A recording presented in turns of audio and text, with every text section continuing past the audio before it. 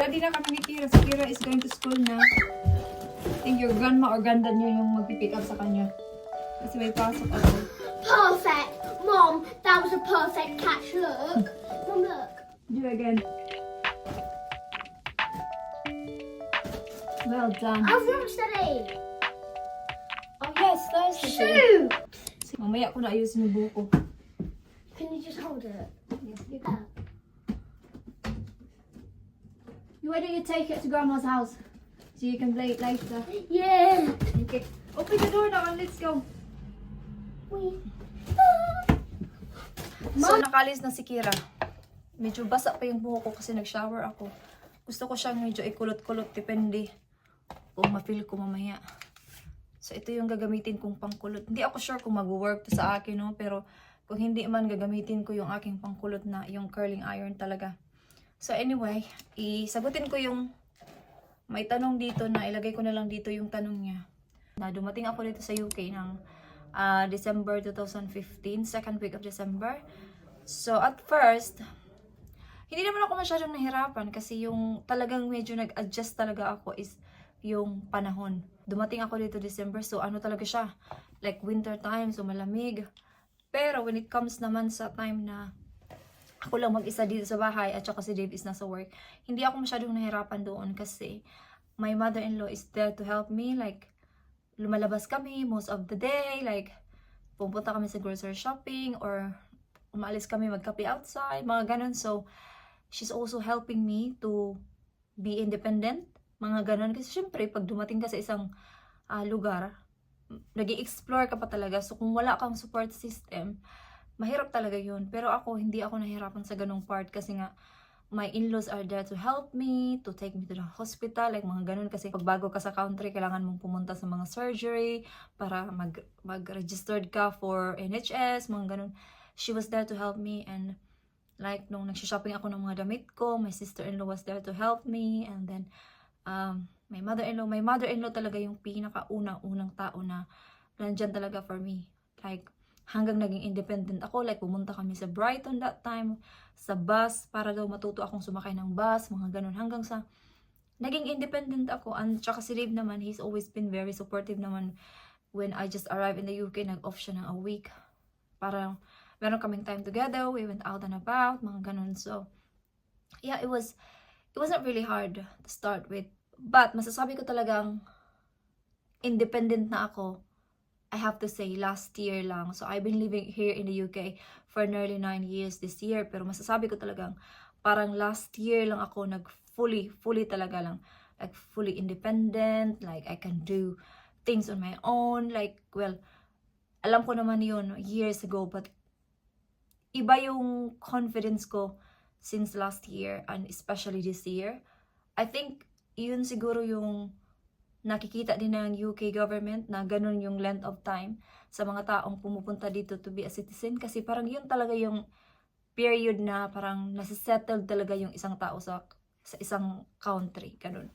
So now, I am a citizen. I have to say na ano na talaga ako, parang settled na talaga. Like, alam ko na yung mga tao dito. Parang in a way na how to communicate with people, mga ganun. And also, work helps me a lot talaga. Yung work talaga is grabe yung tulong niya sa akin when it comes sa aking confidence. So I recommend if nasa isang country ka guys, get out of your comfort zone, be independent, learn everything slowly. Kasi hindi naman pwedeng nasa isang lugar ka, matututo ka kaagad. It takes a lot of time. And yeah, so and sa tanong mo naman akong sa Pinas pa kami kinasal. Yes, kinasal kami sa Pinas. And then yung gamit kong visa papuntang UK is spousal visa. So I am spouse visa kasi nga kinasal kami sa Pinas. And also, when did I start vlogging? So I started vlogging last year, July last year, because the reason why I started vlogging again is because wala akong Facebook. So nag-deactivate ako ng Facebook. For some reason, ayoko lang ng Facebook. Gusto ko lang mag-relax ng walang social media. And I realized when I was up in the morning and I was like, parang gusto ko nang may kausap. Gusto ko nang nagsasalita ako. So, and in that time kasi ako lang mag-isa. So, sabi ko, gusto ko mag-vlog. So, I decided to vlog. That's why yung first vlog ko is nasa kusina. Kasi naisip ko na lang siya bigla na, bakit why not mag-vlog na lang kaya ako, and then yun. So if you wanna check that first vlog, you can scroll from the bottom talaga na aking vlog, makikita nyo doon yung aking first ever vlog, kasi wala lang, yun talaga yung aking morning routine. Naisip ko na lang yung pag-vlog. But anyway guys, may work ako today, may work ako ng 11 to 5:30 today, and then ready na ako, si Kira nakaalis na din, so medyo malinis naman dito, but kailangan ko pa rin mag-vacuum bago ako aalis as usual. And mag-vlog na lang ulit ako mamaya sa work na talaga, okay? I will see you later. Isang question na kailangan ko sagutin. So, pagdating mo dito sa UK, you need to wait for another 2.5 years para mag-renew ka ng visa mo. And then after that, you need to wait for another 2.5 years. So, in total of 5 years, 2 beses ka mag-renew ng visa. So, mahal talaga siya, no? And then the second one is yun na yung permanent residence mo. And then after the residency is you can apply for a British citizen. And then after the British citizenship, you can apply for a British passport. And yeah, so after mo maging residence dito sa UK, you can just wait, or it's up to you if you want to apply to be a citizen. But because we decided to do it because I have a daughter, you know, and my daughter is born and raised in the UK, so why not to be a citizen? So yun yung rason kung bakit naging citizen ako and why we decided to do it. So yeah, walang ano dito, kung ayaw mo maging citizen, it's up to you. So yeah, yun lang naman. So it takes a while and it takes a lot of money. Yun, mahal talaga mag-renew ng visa and then maging citizen and then mag-apply ng British passport. Mahal talaga siya. But anyway, tapos na tayo doon, no? Wala na akong iisipin. Wala na kami iisipin. Ang isipin ko na lang is mag-settle na lang talaga dito sa UK and to carry on the life. Kasi ito na yung life ko. Ito na yung once na naging citizen ka na sa isang country, yun na yung life mo. And of course, citizen ako, UK citizen, but sa heart pa rin is Filipino pa rin tayo, no? Hindi yun mawawala, okay? Nandito ulit ako sa kwarto. So, ipagpatuloy ko lang, no, kasi maaga pa. Akala ko kasi late na. So, yeah, so, by the way, so, a quick story lang, no. So, when I was in the Philippines talaga, wala akong experience sa mga work. Like, wala talaga akong experience, like, mag-apply ng mga job, like, pipila. Like, wag niyo akong i-bash, bakit wala akong work or something like that. Kasi guys, when I was in the Philippines, ayaw kaming payagan ng mama ko. Especially yung mama ko, ayaw niya na nag-work kami sa Manila, mga ganun. Kasi sabi niya, mahirap daw mag-work sa Manila, mahirap maghanap ng work sa Manila. Now na nandito na ako sa UK, naisip ko yung lahat na bakit hindi ako nag-learn na maging independent early.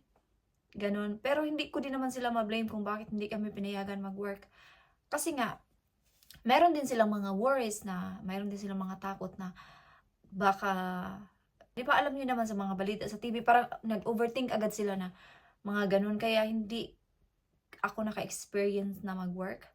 And ito ngayon yung sinasabi ko sa kapatid ko na lalaki na nag-i-internship siya ngayon kasi mag-graduate na siya next year na after talaga ng graduation, you push yourself and do something, and it doesn't matter na kung ano man yung first job mo, take it and learn from it, because ito yung na-learn ko dito sa ibang bansa talaga na sana nag-start ako early at naging independent ako early, pero it's not late, because dito din ako sa ibang bansa naging thankful na oh wow, naging independent na ako ngayon, and basta marami akong na-learn na sana ginawa ko siya noon. But it's not late, it's not too late for me to experience those things. Kasi si Dave kasi lagi niya sinasabi sa akin na you can do, of course you can apply for a job, because meron na kasi akong mga thinking noon na baka hindi na ako makakapag-work kasi nga paedad na tayo. I know young pa naman ako, pero nasa point na ako na baka hindi na ako makapag-work, mga ganun. Pero hindi pala lahat ng nasa isip mo na parang feeling mo na hindi ko kaya. Kaya mo pala yun. Basta talaga sa isip mo, I can do it. Kung ano yung iniisip mo, gawin mo din yun sa actions. Kasi pag hindi, parang sa isip mo lang, hindi mo talaga yun magagawa. And I'm not saying na, ganyan ka lang magsalita kasi may work ka na sa UK. Well, yung work ko naman, it's not really something special. Pero, hindi madali makahanap ng work dito sa UK ng retail na field. maraming job pero hindi madaling makahanap ng job, if you know what I mean. Like, so yeah, I'm just grateful na ngayon talaga I have to say na naging settled na talaga ako sa UK. Meron akong mga friends na from like 6 years na kaming mag-friends. So hanggang sa eventually you will learn everything, like from meeting people, and then makaka-learn ka din na lahat pala, yung mga tao pala talaga nakakasalamuha mo dito sa ibang bansa is sometimes just kilala mo lang sila pero hindi mo talaga sila masasabing friends. You will learn that as well as time goes by. So yeah, but anyway, parang naiba na ata yung topic ko. Pero yun yung mga na-learn ko dito din sa UK na feeling ko, naging mature na din ako, no? Kasi when I was in the Philippines, hindi ko din naman yun naiisip. Ngayon lang nandito na ako sa ibang bansa at siguro nag-mature na din talaga ako. And parang hindi na big deal yung lahat para sa akin. Like, I've just carry on the stuff that I want to do for myself, for my family, and what things that makes me happy, and things that matters to me, mga ganun. So, change location. Kasi nagkuha ako ng tubig kasi nag-inom ako. So, yeah. So, of course, now, homesick din ako nung time na bago pa lang ako dito. Like, especially like mga New Year. Hindi ako masyadong na-homesick pag Pasko.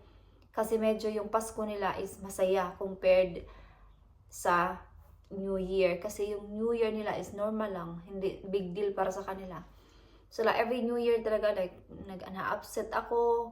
Tapos nag-video call na lang kami ng mga family ko sa Pinas. Pero iba pa rin talaga. Pero ngayon, okay na siya. I think 2 years ago na nag-start ako na hindi na ako na-upset pag New Year. Parang na talaga.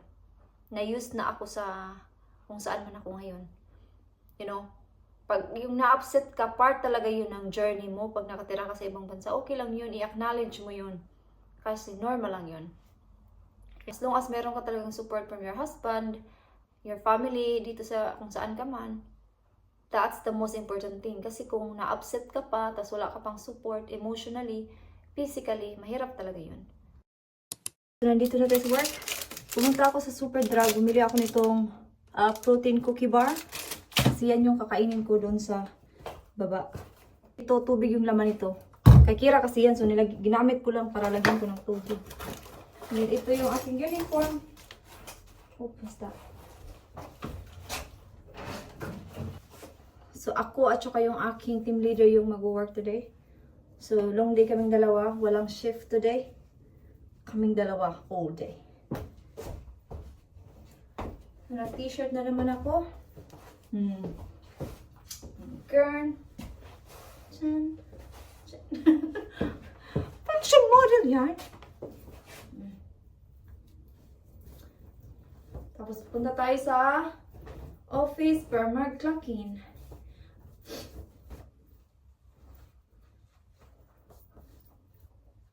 So makikita tayo mamaya mga 1:30. Kasi 1:30 ako mag-break today. Kasi hindi ako kumain ng talagang proper na breakfast today. Nag-cereal ako half an hour ago pero hindi yun enough. Kaya medyo maaga-aga akong mag-break today. Okay, let's go sa office.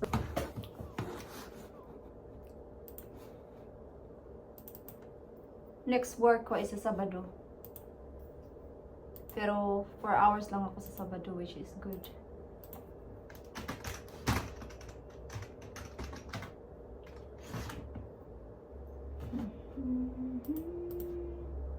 Hold on, I will see you later guys, mga 1:30, okay? Break time na. Mag-2:00 na. So ito na naman yung aking lunch. Same thing. Paborito ko kasi yan sa lunchtime. Well, good thing din na mayroon kaming delivery today kasi kung wala, boring. Yun, maganda kung mayroon kang ginagawa. Hindi lang yung nagsiserve lang. So, bumili na lang ako sa Morrison kanina kasi dapat kagabi gagawa ako ng salad pero nakalimutan kong ilabas yung manok sa freezer.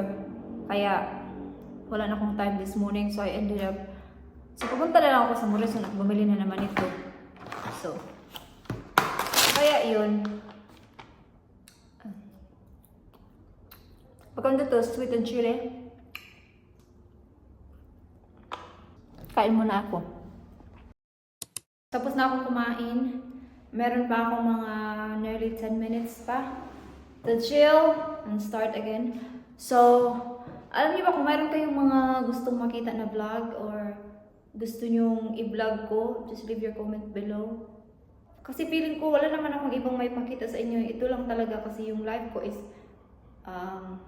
home, work, out with friends, or do some food shopping, or out and about on a weekend. Mga ganun lang. Yun lang talaga.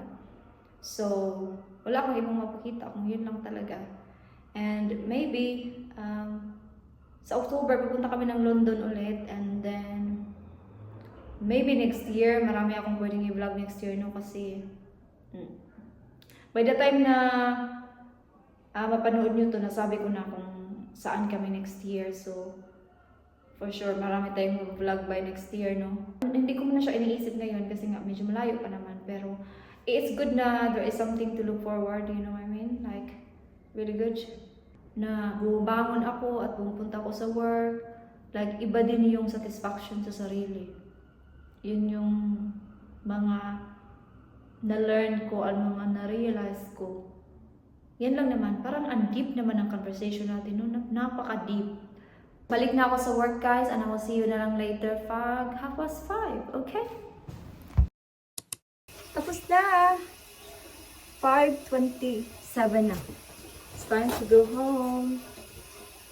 Let's go. Hindi na ako mag-clock out. Yung team leader ko na lang yung mag-clock out sa akin bukas.